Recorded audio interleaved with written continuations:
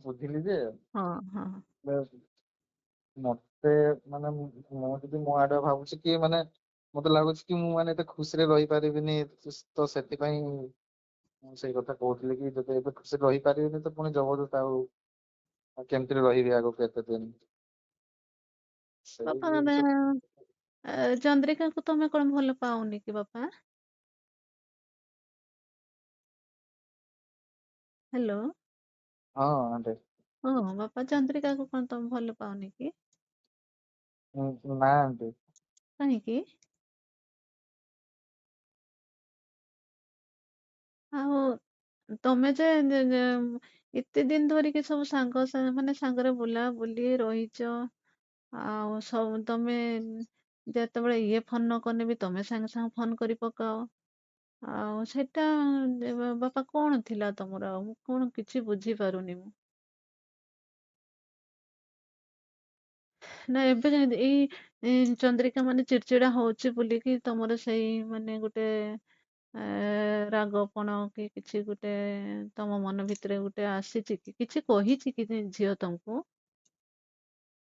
Anti ସେମିତି କିଛି କହିନି ଯେ ହେଲେ ହଁ।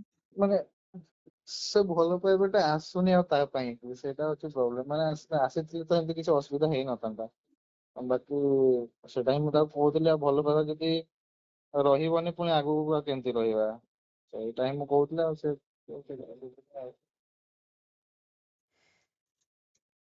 ସେଇଟା ହିଁ ସେଟା ଅ, ଯେ ଏତେ ଦିନ ଧରିକି ଯେ ତମେ ତା ସହିତ ବୁଲିଲ ରହିଲ, ସେଇଟା ତ ଆଉ କଣ କୁହାଯିବ? ଭଲ ପାଇବା ନ କୁହାଇକି ଆଉ କଣ କୁହାଯିବ? ଯଦି ତମର ଧର ଭଲ ପାଇବା ଯଦି ନଥିଲା, ତ ଧର ସେଇଟା ତ ତମର ଏତେ ମିଶିବା ବି ତ ହେଇ ବି ନଥାନ୍ତା। ମାନେ ମୁଁ ଯାହା ଅନୁମାନ କରେ ଦେଖେ, ଏ, ମାନେ ଚନ୍ଦ୍ରିକା ଫୋନ କରେ, ଫେର ଇଏ ଯେତେବେଳେ ଯଦି ବି ଫୋନ କରିନଥାଏ ତୁମେ ଫୋନ କରି ପକାଅ। ମାନେ ଆଗରୁ ତ କହିଲା 24 ଘଣ୍ଟା ଧରିକି ଫୋନ ରେ କଥା ହଉଥାଅ। ମୁଁ ବି ଥରେ ଥରେ ମୁଁ ଭାବେ, ମୁଁ କହିଲି ଏମାନେ କଣ ଏତେ କଥା ହଉଛନ୍ତି?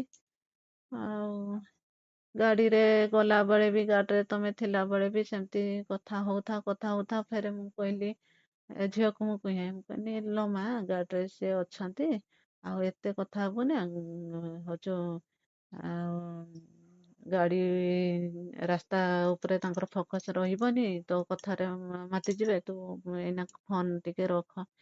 ଫେରେ ସିଏ କହିବ, ନା ନା ମମି, ଆଉ ମୁଁ ଯଦି ତାଙ୍କ ସହିତ ମୁଁ ସବୁବେଳେ ଏମିତି କଥା ହଉଥିବି ନା, ତାହେଲେ ତାଙ୍କୁ ତ ଭଲ ଲାଗିବ। ଏମିତି ମତେ ଭାରି କୁହେ ସେ। ଆଉ ମୁଁ ସେମାନେ ଗାଡି ଚଲେଇଥିଲେ ବି ସେ ଠିକରେ ହିଁ ଗାଡି ଚଲେଇବେ।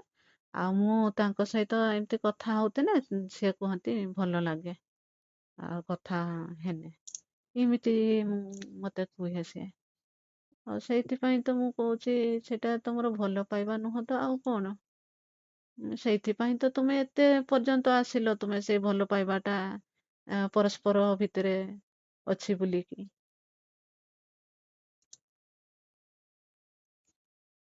ବାପା, ହ୍ୟାଲୋ।